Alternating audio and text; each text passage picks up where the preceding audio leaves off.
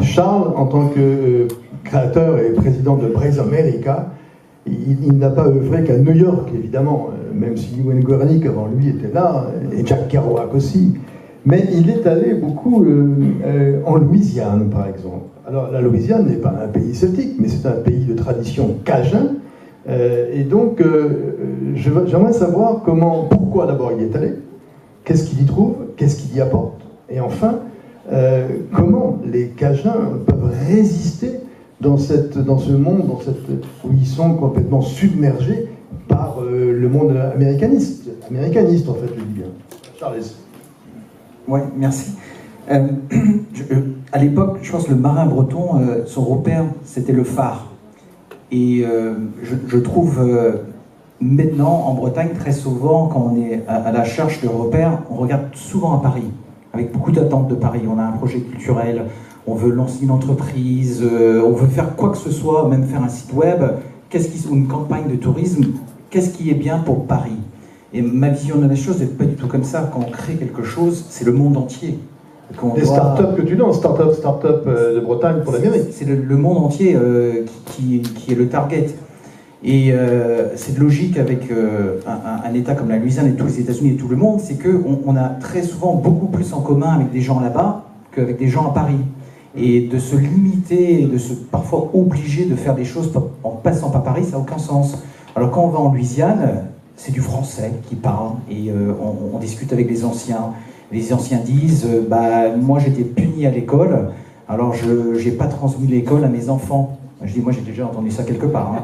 Et toutes les mêmes choses qu'on a entendues partout dans notre pays, on le retrouve dans un État des États-Unis. Et de ne pas créer des liens avec ces gens-là, ça n'a aucun sens.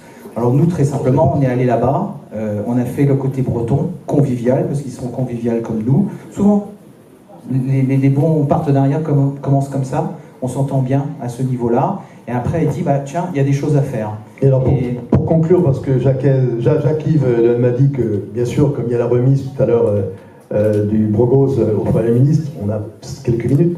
Pour conclure, j'aimerais bien que tu nous parles, si tu veux bien, Charles, de ton expérience des Startup Contests. Parce que ça, c'est la modernité. C'est vraiment la modernité. Et je sais que quand tu es arrivé en Bretagne, il y a quelques années déjà, tu as rencontré des difficultés aussi. Tout le monde n'a pas compris ce que tu voulais faire. Et en fin de compte, tu as des résultats. Peut-être c'était mon accent, mais je pense qu'en faisant de la culture, on fait de l'économie. Et la base de l'assaut Braze America, c'est réellement la culture. C'est ça qu'on défend. Mais on réalise qu'on ne peut pas toujours voir des élus pour demander de l'argent, on ne peut pas toujours aller voir des entreprises pour demander de l'argent. On doit faire bouger les choses et bouger les lignes et mettre les gens ensemble, que ce soit des gens en culture, que ce soit des gens dans l'économie et dans l'innovation. Et quand on pense, on va beaucoup parler, tiens, le budget de la Bretagne n'est pas autant que le Pays de Galles, et on n'a pas de médias, on n'a pas toutes ces choses-là. Mais les gars, on a quelque chose qui s'appelle le numérique, on a quelque chose qui est l'Internet. Et là, on peut faire aussi bien que n'importe qui, avec très peu de moyens. Alors, ce qui est important pour la Bretagne, c'est réellement d'être meilleur que les autres. On n'a pas le choix. On ne peut pas attendre que Paris nous sauve, parce qu'on va continuer à attendre. Alors, côté numérique, on doit être les meilleurs.